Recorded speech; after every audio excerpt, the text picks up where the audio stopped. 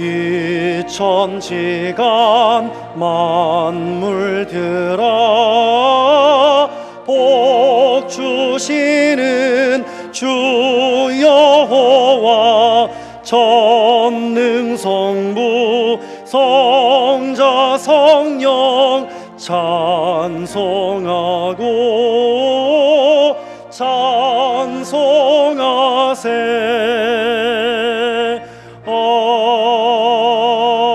아멘.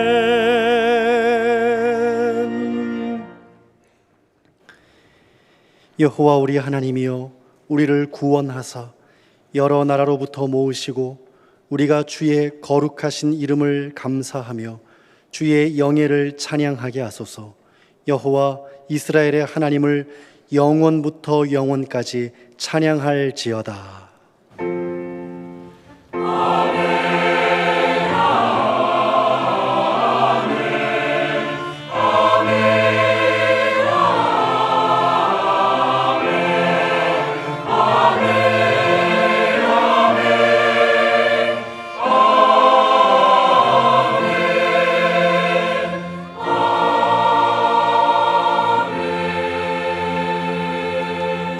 하나님께서 우리에게 주신 구약의 말씀은 잠언 1장 31절에서 33절 말씀입니다.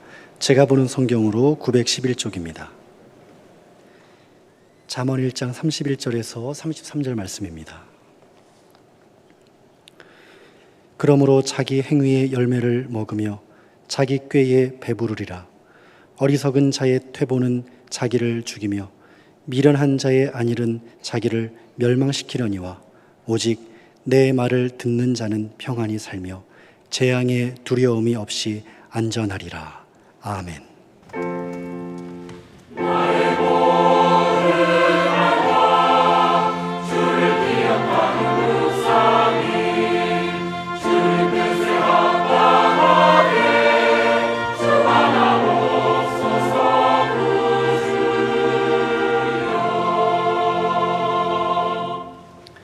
하나님께서 우리에게 주시는 신약의 말씀은 누가복음 13장 6절에서 9절 말씀입니다. 제가 보는 성경으로 117쪽입니다. 누가복음 13장 6절에서 9절 말씀입니다. 이에 비유로 말씀하시되 한 사람이 포도원에 무화과 나무를 심은 것이 있더니 와서 그 열매를 구하였으나 얻지 못한지라. 포도원 지기에게 이르되 내가 3년을 와서 이 무화과 나무에서 열매를 구하되 얻지 못하니 찍어버리라. 어찌 땅만 버리게 하겠느냐. 대답하여 이르되 주인이여 금년에도 그대로 두소서. 내가 두릅하고 거름을 줄이니 이후에 만일 열매가 열면 좋거니와 그렇지 않으면 찍어버리소서 하였다 하시니라. 아멘. 오늘 신약 본문 말씀의 내용은 비유입니다. 그런 일이 충분히 있을 수 있는 것을 상상해서 설명하는 거죠. 내용은 뭐냐면 포도원에 무화과를 심었는데 열매를 기대했다. 그래서 열매 맺힐 때쯤 돼서 3년을 갔는데 열매가 없어서 찍어버리자. 그랬더니 포도원 지기가 하는 말이 한 해만 좀 두십시다. 제가 거름을 주고 잘 보살피겠습니다. 그 후에 열매 잘 열면 그냥 두고 또 그때 가서 찍어버려도 되지 않겠습니까? 했다는 겁니다. 여기서 포도원 주인은 하나님, 포도원 지기는 예수님, 열매 없는 무화과 나무는 당시에 믿음 없는 유대인들과 오늘날의 열매 없는 그리스도인들을 뜻합니다. 포도나무에서는 기대대로 소출이 있었지만 무화과 나무에서는 소출이 없었습니다. 포도와 무화과는 수확기가 다르기 때문에 주인은 무화과 열매를 위해서 먼 길을 다시 와야 했을 겁니다. 여기서 우리가 주목해야 할 부분이 있습니다. 3년 동안 기회를 주었습니다. 1년을 기다리기가 쉽습니까? 단지 며칠을 못 기다리다가 못 참아서 일을 그르치는 일이 허다한데 다음 해 무화과 수확철인 그맘때, 그 다음에 그맘때 3년이나 다시 찾아왔습니다. 이것은 하나님의 깊으신 배려이고 기회를 주시는 하나님을 뜻합니다. 하나님께서는 우리에게 회개할 기회를 주십니다. 다른 것은 느려도 회개는 빨리 하고 바로 돌이켜야 합니다. 우리가 서울에서 천안 오면서 자칫 천안 나들목을 놓쳤으면 바로 다음인 목천에서 돌이켜야지 대전까지 가겠습니까? 대구까지 갈 필요가 있습니까? 부산까지 갈 사람이 어디 있겠습니까? 빨리 돌이키는 거죠. 또한 재기할 기회를 주십니다. 사람이 한 번 실수로 일생을 망치고 다시 일어설 기회가 없다면 얼마나 야박한 인생입니까? 우리 하나님은 다시 일어설 것을 기대하시고 기회를 주시고 그렇게 하고자 하는 사람을 붙잡아 주십니다. 어떤 사람이 중소기업을 운영하다가 하는데 열심히 했어요.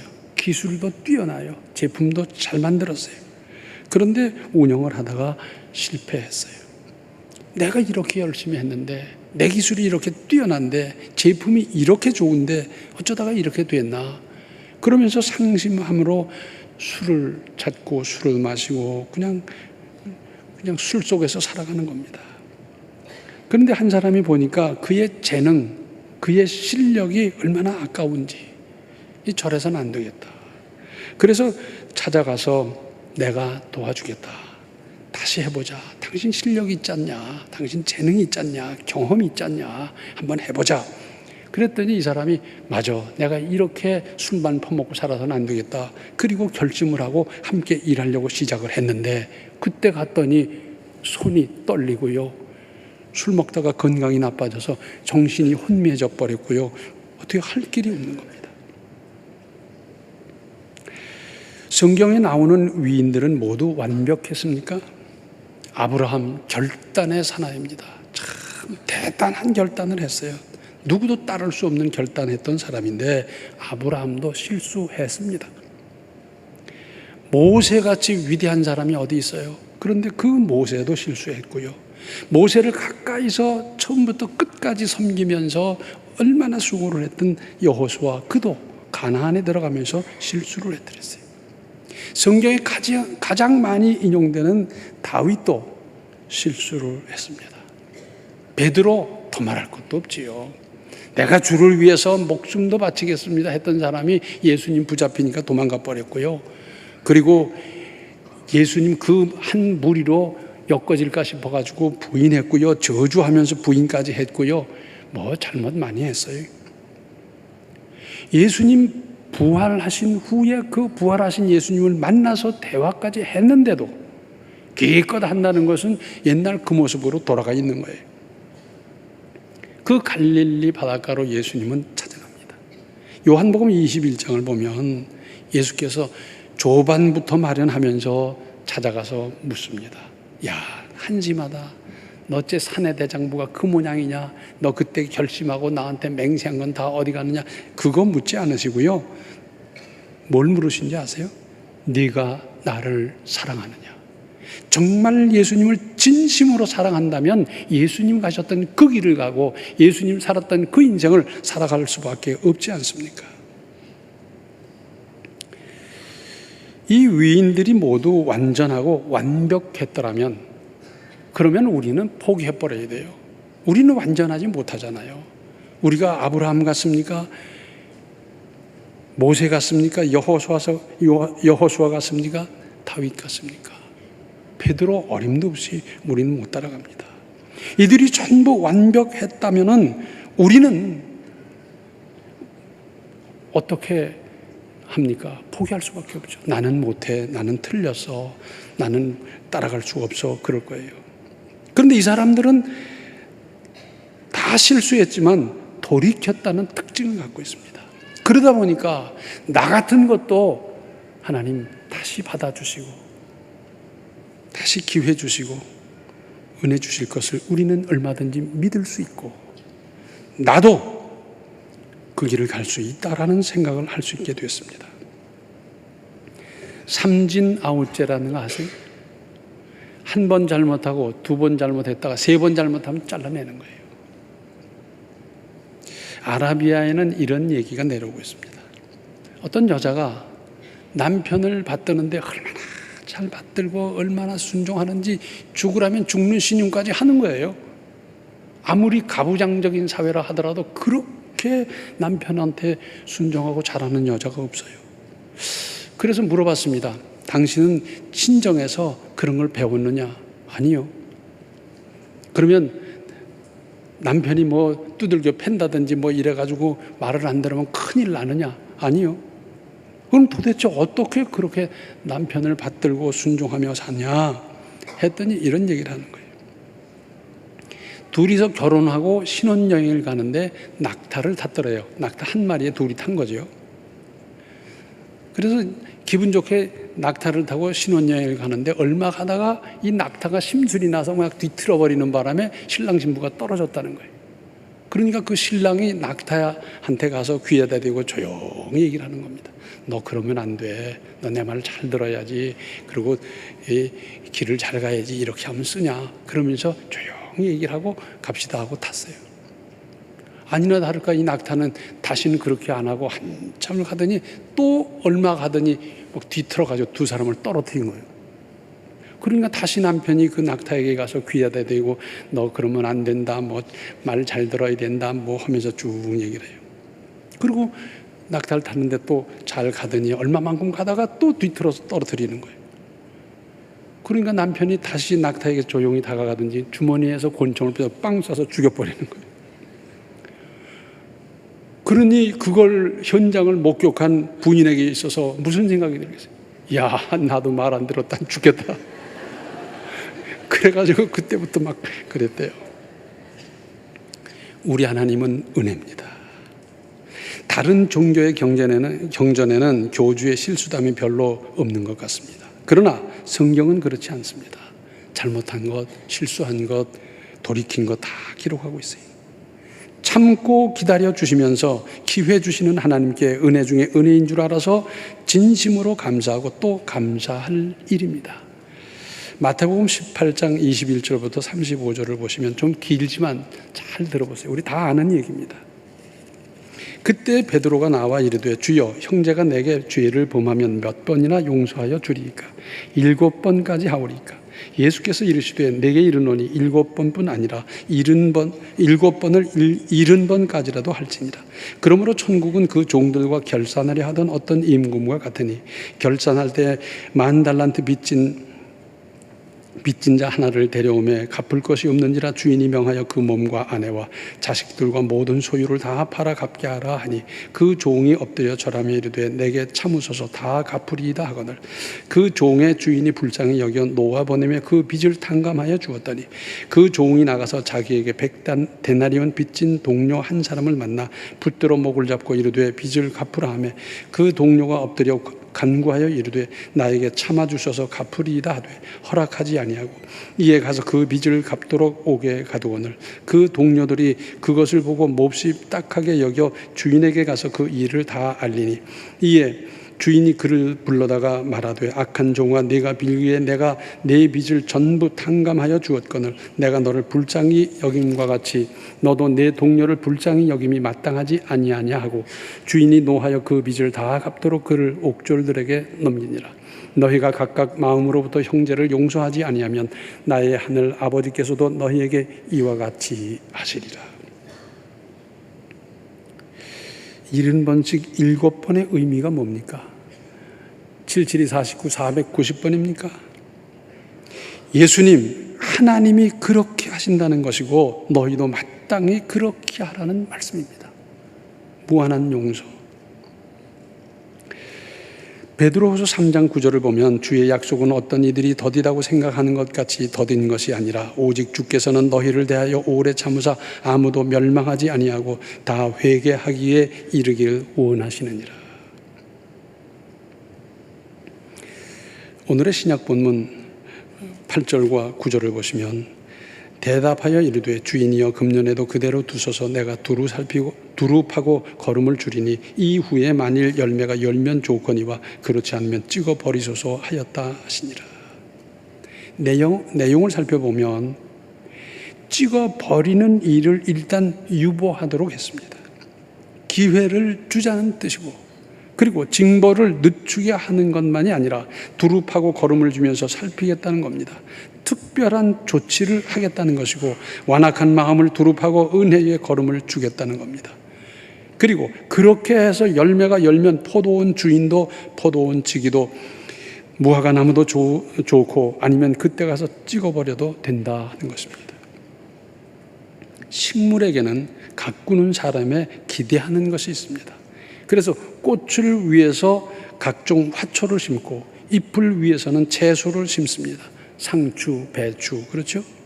뿌리를 거두기 위해서 무, 감자, 고구마, 인삼 그런 걸 심죠. 열매를 기대했는데 자라기만 하는 나무는 땅의 양분만 축냅니다. 땅심이란 말을 들어보셨어요? 이 농사를 앉아서 잘 모르세요.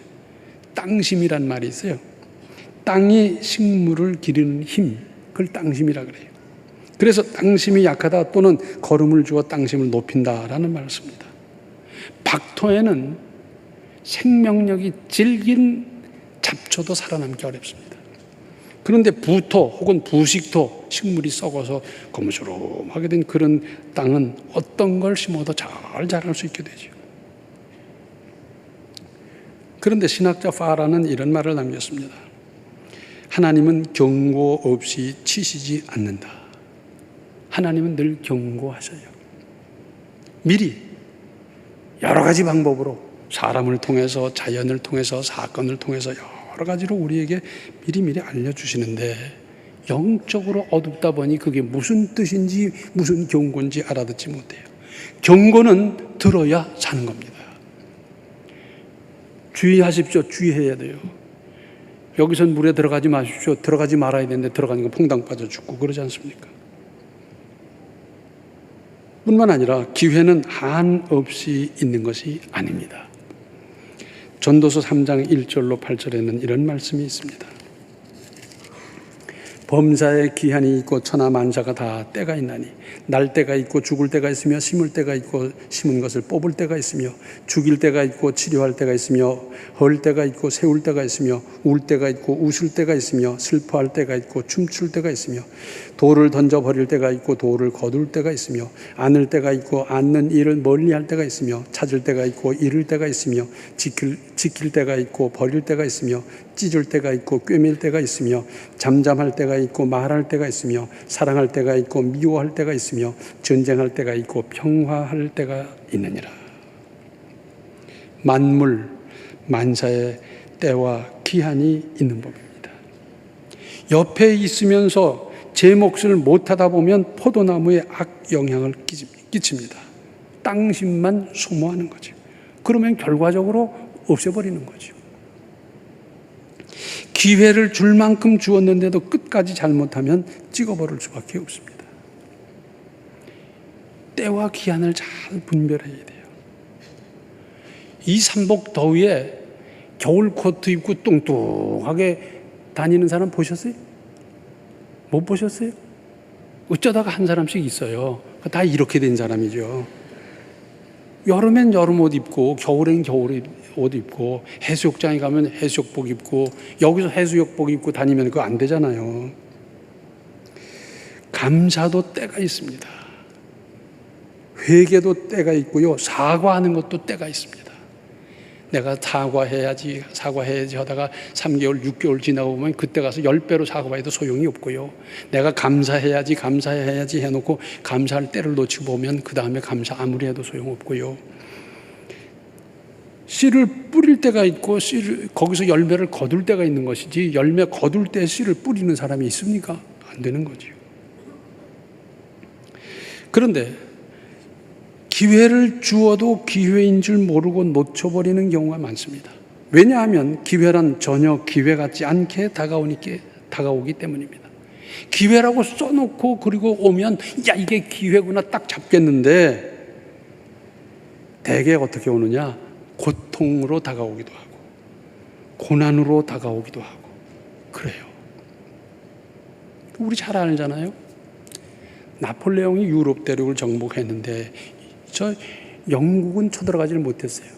이 괘씸한 놈도 쳐들어갈 수는 없다 보니까 그래서 대륙 봉쇄령을 내렸어요. 영국과 거래하지 말아라.